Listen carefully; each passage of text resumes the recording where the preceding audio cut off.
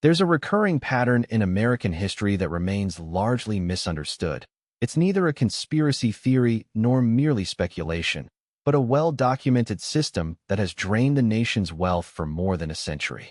The mechanism works as follows. The American people create groundbreaking technologies, funded generously through taxpayer dollars by the government. Yet, a small, interconnected elite then privatizes these inventions, reaping billions in profits, while the very taxpayers who finance them are left empty-handed.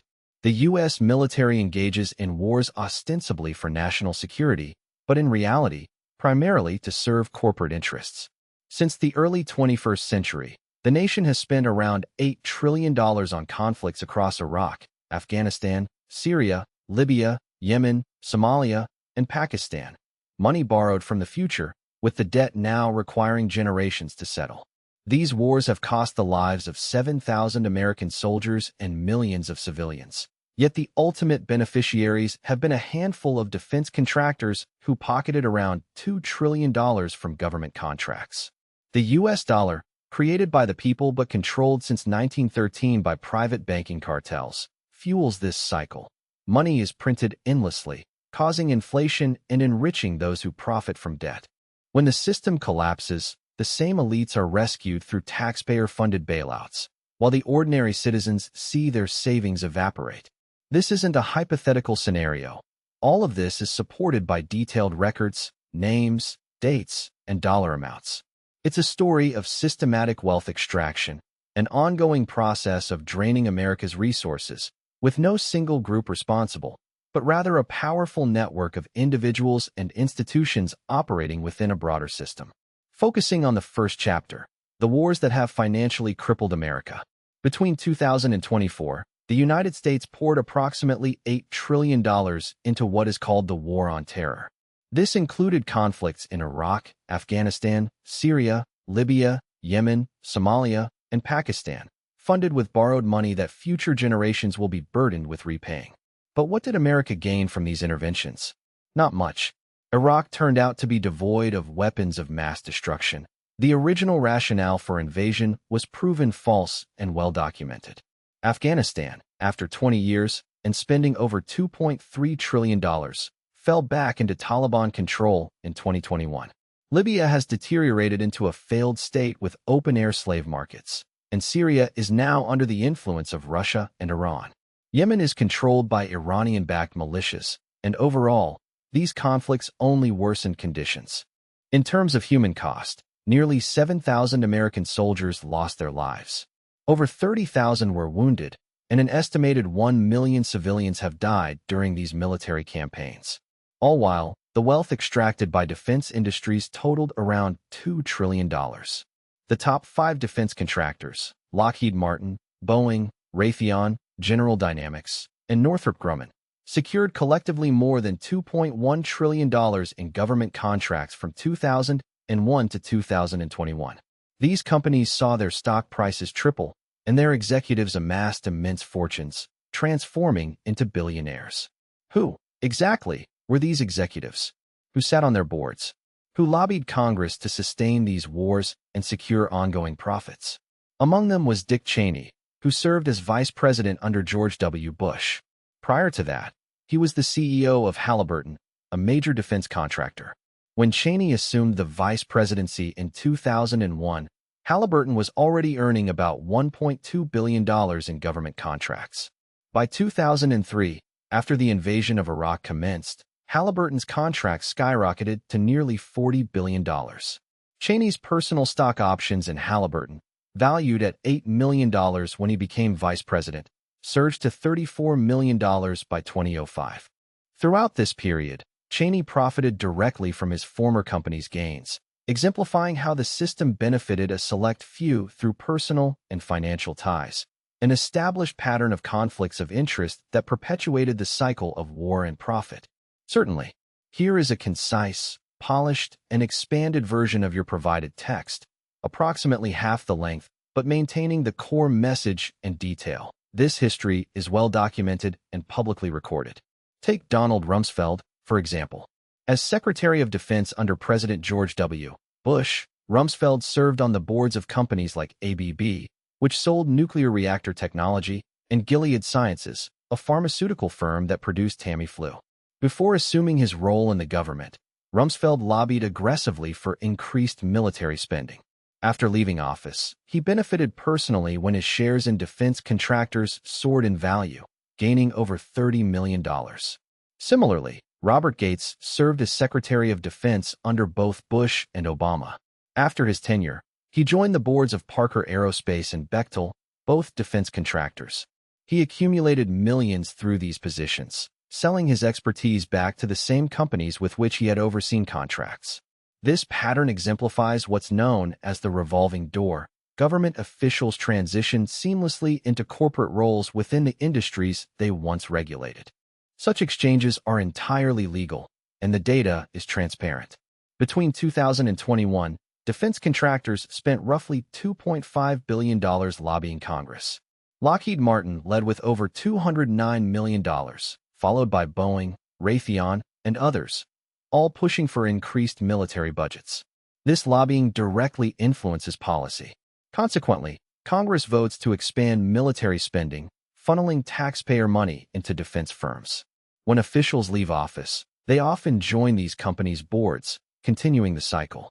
For example, Senator Joe Lieberman had heavily lobbied for the Iraq War. After his political career, he sat on the boards of multiple defense contractors, earning millions. General James Mattis, once Secretary of Defense under President Trump, had previously been on the board of General Dynamics. After stepping down, he rejoined defense industry boards. Today, Secretary Lloyd Austin, before his appointment, made $7 million in 1 year working for Raytheon. He now oversees its contracts, exemplifying the system's logic. This process is not simply corruption, but a design structure. Defense contractors lobby Congress, resulting in increased military budgets, which translate into lucrative contracts. Executives and board members contribute heavily to campaigns, securing their influence. After their service, many transition into the defense industry themselves, perpetuating the cycle, an ongoing pattern that has persisted for over 70 years. President Dwight Eisenhower warned of this in his 41st farewell address in 1961. He cautioned against the rise of the military-industrial complex, warning that it was gaining unwarranted power and influence, an influence that has only strengthened over time. The cost of these wars illustrates the extent of this system. The Iraq invasion alone cost roughly $2.4 trillion, yet no weapons of mass destruction were ever found. The intelligence used to justify the war was flawed, with the Senate Intelligence Committee documenting that the intelligence was manipulated, fixed around the policy, as the Downing Street memo from 2002 confirmed. This is not conspiracy theory, but documented fact. Decision-makers profited from conflicts that resulted in the deaths of thousands of soldiers and civilians, while pouring the national debt into unprecedented heights. Would you like me to continue with the subsequent sections? Back in November of 1910, 7 influential men convened secretly on Jekyll Island in Georgia. They represented the most powerful financial institutions from both America and Europe, including J.P. Morgan, Rockefeller, the Rothschild banking families, and representatives from Kuhn and Logan Co. Their purpose was to craft a plan for the creation of the Federal Reserve System, a significant development in American financial history. This meeting is well documented. Edward Griffin's book The Creature from Jekyll Island details it extensively, referencing primary sources to verify every fact. During these clandestine discussions, the attendees used fake names, traveled discreetly, and kept their plans entirely hidden from the public, traveling separately to avoid suspicion. The reason for such secrecy was clear. They aimed to establish a private banking cartel capable of controlling the nation's money supply. They understood that if ordinary Americans discovered their scheme, it could provoke widespread outrage and protests. The group of 7 men included Senator Nelson Aldrich, the maternal grandfather of Nelson Rockefeller, and Frank Vanderlip, president of the National City Bank, representing Rockefeller interests. Henry Davison, a senior partner at J.P. Morgan's firm, Charles Norton, head of the First National Bank of New York, and Benjamin Strong, associated with J.P. Morgan's Bankers Trust, were also present. Paul Warburg, a partner at Kuhn Loan and a delegate of the Rothschild banking family, and AP. Andrew, Assistant Secretary of the Treasury, rounded out the group. Collectively, these 7 individuals represented roughly a quarter of the world's wealth at the time. Over 9 days, they meticulously drafted what would become the Federal Reserve Act, claiming it was a necessary reform to prevent bank panics like the one in 1907. However, this was an outright deception. The act's true intent was to centralize control of the nation's money into private hands. It created a system where money could be printed infinitely, making the government dependent on private banks, and ensuring that banks could be bailed out with taxpayer money should they fail. The legislation was passed on December 23, 1913, during most of Congress's Christmas recess, when only a few members were present. President Woodrow Wilson signed the bill into law, and years later he expressed regret, stating, "I am a most unhappy man. I have unwittingly ruined my country," a sentiment documented in his book, The New Freedom. Despite its name, the Federal Reserve is not a federal institution. Rather, it's a private corporation owned by major private banks. The largest shareholders include J.P. Morgan Chase, Citigroup, Goldman Sachs, Morgan Stanley, and Bank of America. These banks elect the members of the Federal Reserve Board. The Federal Reserve has never been subjected to a full congressional audit and operates in clandestine secrecy. It creates money out of thin air, then loans it to the government at interest, meaning every dollar circulating in the economy is essentially a debt owed to this private system. Currently, the United States carries a debt totaling about $36 trillion. Of this, the Federal Reserve holds around $5.2 trillion in government bonds, while foreign governments and private banks and investors hold the rest. The nation's annual interest payments on this debt exceed $1 trillion, and that money primarily flows to the bondholders. These are the private banks and members of the Federal Reserve System. The process works like this. When the government needs funds, it issues bonds through the Treasury. The Federal Reserve then purchases those bonds by electronically creating money, effectively printing it. The government spends this newfound money, but as more dollars circulate, the value of each dollar diminishes, leading to inflation. This cycle benefits the private banks and the Federal Reserve by generating interest payments and profits, all while ordinary Americans shoulder the costs in the form of rising prices and debt. When the system crashes, as it did in 2008, who benefits? The banks. The bailouts, totaling $700 billion through the Troubled Assets Relief Program, were just the beginning. In addition, the Federal Reserve extended emergency loans amounting to $4.5 trillion, and further, a secret network of loans, revealed during an audit in 2011, showed that during the period from 2007 to 2010, banks borrowed an astonishing $16 trillion. Senator Bernie Sanders was compelled to push for a limited audit, which uncovered these staggering figures.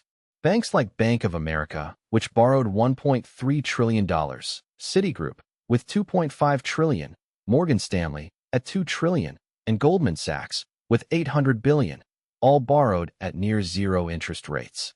These institutions then used that money to purchase treasury bonds paying around 3.4% interest, an almost risk-free profit-making machine. Meanwhile, millions of American homeowners lost their homes, with 9 million families facing foreclosure. Yet, those responsible for causing the crisis were handed massive bailouts, while the people who suffered the consequences received nothing. Moving to the realm of technology, consider the Internet, created by the Defense Advanced Research Projects Agency, or DARPA, with taxpayer-funded research in the 60s and 70s. Billions of dollars from the government financed the development of this foundational technology, which was built on publicly funded infrastructure and research. In 1989, Tim Berners-Lee at CERN made the World Wide Web freely accessible in the public domain. However, in the years that followed, private technology giants, Amazon, Google, Facebook, and Microsoft, transformed these public innovations into private empires, built on the very infrastructure the public paid for. For instance, Jeff Bezos, worth around $120 billion, Mark Zuckerberg, similarly worth about $120 billion, and Larry Page and Sergey Brin, each exceeding $100 billion, didn't invent the underlying technologies.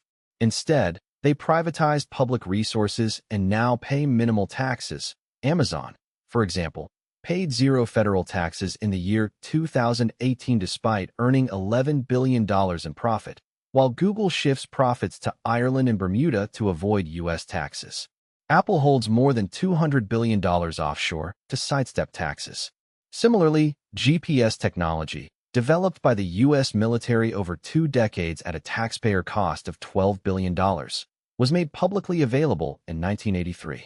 Yet private companies such as Uber, Lyft, Google Maps, and Waze built lucrative businesses on this technology. They didn't develop GPS, they simply commercialized it. The same pattern applies to touchscreen technology, invented by E.A. Johnson at the Royal Radar Establishment and further developed through government-funded research at CERN and universities. Apple didn't invent this technology, it commercialized it. Today, the iPhone, built largely on publicly funded innovations, generates revenue exceeding $200 billion annually and contributes to Apple's valuation of roughly $3 trillion. In the pharmaceutical industry, publicly funded research underpins much of the innovation. The National Institutes of Health invests around $45 billion each year in medical research, money originating from taxpayers. When a drug is discovered, pharmaceutical companies license the technology and then often charge enormous prices, sometimes $100,000 per year for medications that cost only $5 to produce. This pattern of privatization and profit extraction continues across multiple industries, revealing a recurring cycle where publicly funded advancements are transformed into private wealth, often with minimal tax contributions, while the broader public bears the burdens and costs. The cost to produce a hepatitis C cure pill is just $5, yet Gilead charges $1,000 per pill, making the full treatment cost around $84,000. Remarkably, the essential research for this medication was publicly funded, but the profits are privately seized. Similarly, a cancer drug called Keytruda, developed based on research from the National Institutes of Health, is produced at an estimated cost of only $150 per year, yet Merck earned $20 billion from it in 2022, all while the foundational research remained publicly funded. The development of COVID vaccines further illustrates this pattern. Operation Warp Speed provided around $18 billion in public funding, yet Pfizer made $37 billion in profit from their vaccine in 2021, and Moderna earned $18 billion. Both vaccines were created with significant taxpayer support, but the enormous profits remain in private hands. This reveals a consistent cycle. The American people fund scientific research through taxes, universities and government laboratories develop new technology, and private companies license or buy this technology at minimal cost. They then patent and monopolize the rights, setting prices as high as they wish to maximize profits, which often reach into the billions or trillions. These corporations often shift profits offshore to minimize taxes, enabling them to keep wealth that was initially generated through public investment, accumulating private riches while even avoiding paying back into the system that nurtured their success. This system is perfectly legal, built on laws that allow patents to monopolize publicly funded inventions for 20 years, enabling tax minimization through offshore loopholes, and permitting overseas manufacturing where labor costs are cheaper. Meanwhile, the American populace shoulders the burden of innovation costs, only to watch private corporations reap the rewards. Executives become billionaires, while the general population faces economic decline. The disparity of wealth has notably increased over the decades. In 1980, the richest 1% owned about 23% of the nation's wealth, but today, they hold about 34%. The top 100th of 1% owned 10% of the wealth in 1980, and now own 20%. Since 1980, the wealthiest 1% has gained around $3 trillion, whereas the bottom 50% has lost nearly $900 billion. This stark imbalance, documented by Federal Reserve data, underscores how the increase in worker productivity, 62%, has only translated into a 17% rise in wages after inflation adjustment, creating a wealth gap of nearly $47 trillion that is essentially the value workers have produced, but which has been diverted to owners and corporate executives. Much of this wealth has flowed into executive pay and stock buybacks, which totaled $10 trillion from 1980 to 2020. These buybacks primarily benefit shareholders and executive officers, not ordinary workers. Additionally, large sums, ranging between $8 trillion and $36 trillion, are concealed in offshore tax havens, with the nation annually losing approximately $180 billion in tax revenue due to avoidance schemes. For example, the Walton family, with a net worth of $247 billion, profits from poverty wages paid to their workers, supplemented by taxpayer-funded assistance programs like food stamps and Medicaid, which cost taxpayers over $6 billion each year. The Waltons also use trusts to dodge over $3 billion in estate taxes. Similarly, Jeff Bezos's net worth totals around $170 billion. Amazon paid no federal taxes in 2018. Bezos personally pays a lower tax rate than his secretary by using stock compensation and loans against his stock holdings. Elon Musk, worth approximately $250 billion, has benefited from over $5 billion in government subsidies and contracts through Tesla and SpaceX, which relied on public funding for their success. Musk's strategy includes relocating headquarters to avoid higher state taxes and resisting union efforts to keep wages low. The system also enables private equity firms like Blackstone, KKR, Apollo, and Carlyle Group to buy American companies, load them with debt, extract cash through dividends, and then bankrupt the firms, destroying thousands of jobs and enriching the executives involved. For example, companies like Toys R Us, Sears, and Payless have been dismantled this way, with executives earning billions from these deals, often leveraging government connections and legal loopholes.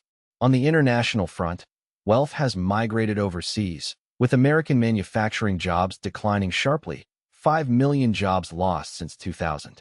Major factories have moved to China, driven by corporate executives seeking cheaper labor, facilitated by trade policies favored by officials like Robert Rubin and Lawrence Summers, who championed China's accession to the World Trade Organization in 2001. These policies promised balanced trade but resulted in enormous deficits, the collapse of American manufacturing, and the transfer of wealth to foreign countries. Wealth accumulated by foreign nations, especially Saudi Arabia, holding over $700 billion, has been used to purchase American real estate and companies, further transferring wealth abroad. Additionally, many large banks and financial institutions paid billions of dollars in fines for fraud since 2008, but continued to operate profitably, often holding their gains in European tax havens. The documented connections between influential individuals, such as Henry Kissinger, Alan Greenspan, Ben Bernanke, and Timothy Geithner, reveal a pattern of conflicts of interest, profiteering, and policy decisions that benefit their personal fortunes. These leaders moved seamlessly between government positions and corporate or private advisory roles, shaping policies that maintain the status quo of wealth concentration. In sum, this system, a legal, entrenched network, is designed to benefit a small elite: banking magnates, defense contractors, pharmaceutical giants, and international investors. Their wealth is amassed through public research, government contracts, and offshore schemes, while the majority of Americans see their economic prospects diminish. The wealth once created by collective effort finds its way into offshores, foreign nations, and private accounts, leaving the average worker and taxpayer to bear the burden, while the wealthy continue to accumulate unprecedented riches, affirming that this is not a conspiracy, but an intentionally built system to concentrate wealth among a privileged few. Jeff Bezos, the founder of Amazon, pays a lower tax rate than his secretary largely through strategies like stock compensation and loans secured against his stock holdings. He invested in the Washington Post and owns extensive farmland. Additionally, he's working on building a space enterprise funded by wealth accumulated through tax minimization. Elon Musk, whose net worth is estimated at $250 billion, received over $5 billion in government grants and contracts for Tesla and SpaceX. Public funds played a significant role in making Musk the wealthiest individual alive today. He minimizes income taxes by taking loans against his stock and relocated Tesla's headquarters to Texas to avoid California's higher taxes, while also actively resisting union efforts to suppress wages. Meanwhile, private equity firms such as Blackstone, KKR, Apollo, and the Carlyle Group have bought numerous American companies. These firms loaded these companies with debt, extracted wealth through dividends, and ultimately bankrupted them. Famous examples include Toys R Us, Sears, and Payless, with thousands of other businesses shuttered and hundreds of thousands of jobs lost in the process. The people overseeing these private equity deals, including former leaders like George H. W. Bush, John Major, and James Baker, made hundreds of millions by leveraging political connections, acquiring companies with borrowed money, extracting value, and then leaving the corporations to collapse. The transfer of American wealth extends beyond these private endeavors. Manufacturing has shifted overseas, with Apple assembling iPhones in China, and profits are kept in Ireland to minimize U.S. taxes. Consequently, American jobs are lost or relocated to countries like China and Ireland. The petrodollar system, established decades ago, compelled nations worldwide to buy oil exclusively in U.S. dollars, enabling Saudi Arabia to amass over $700 billion in wealth through these transactions. This wealth has been invested in U.S. real estate, companies, and ports, effectively funneling foreign dollars into American assets. Despite numerous fines, exceeding $300 billion since 2008, for fraud and misconduct, European banks and U.S. financial institutions persist in their practices, often hiding their profits offshore in tax havens such as Switzerland, Luxembourg, and the Cayman Islands. Turning to prominent individuals behind this systemic structure, it is clear these aren't representatives of any particular ethnicity or religion, but rather powerful figures who used their positions for personal gain. Henry Kissinger, serving as Secretary of State from 1973 to 1977, negotiated the petrodollar agreement with Saudi Arabia in 1974. After leaving office, he founded Kissinger Associates, a consulting firm whose clients included Saudi Arabia, China, and major oil and banking corporations, having earned tens of millions by advising the very countries and companies involved in negotiations he once led. Similarly, Alan Greenspan, chairman of the Federal Reserve from 1987 to 2006, facilitated financial deregulation that contributed to the financial crisis of 2008. After his tenure, Greenspan earned millions by advising hedge funds, Deutsche Bank, PIMCO, Paulson & Company, and others, profiting from policies he helped implement. Ben Bernanke, Federal Reserve Chair from 2006 to 2014, oversaw the printing of $4.5 trillion in monetary expansion and orchestrated banks' bailouts. Post-tenure, Bernanke became a high-paid consultant, earning over $300,000 annually advising hedge funds like Citadel and PIMCO, and giving speeches worth $250,000 each. Profits derived directly from the policies he implemented at the federal. Larry Summers, who served as Treasury Secretary under President Clinton, played a significant role in dismantling banking safeguards by advocating for deregulation. Under his influence, the Glass-Steagall Act was repealed, paving the way for banks to grow increasingly large and interconnected, ultimately becoming too big to fail. After leaving government service, Summers capitalized on his connections, earning over $20 million in just 1 year through hedge fund consulting and giving speeches to bank executives, profiting directly from the very system he helped shape. Jamie Dimon, the CEO of J.P. Morgan Chase since 2005, equally benefited from the chaos of the financial crisis. J.P. Morgan received $25 billion in bailout funds during 2008, which the bank largely used to extend extensive borrowing from the Federal Reserve. During and after the crisis, Dimon's net worth skyrocketed from $500 million to $2 billion. Despite paying over $40 billion in fines for fraudulent practices, not a single executive was imprisoned, highlighting a pattern of impunity among top bankers. Lloyd Blankfein, who led Goldman Sachs from 2006 to 2018, was another central figure. His firm secretly wagered against the mortgage securities it sold to clients, an act of fraud that resulted in a $5 billion fine. During the crisis, Blankfein's personal earnings surged. He made $68 million in just 2007, and he retired wealthier than ever, with a net worth exceeding $1 billion. This behavior exemplifies the corrupt cycles maintained by the banking elite.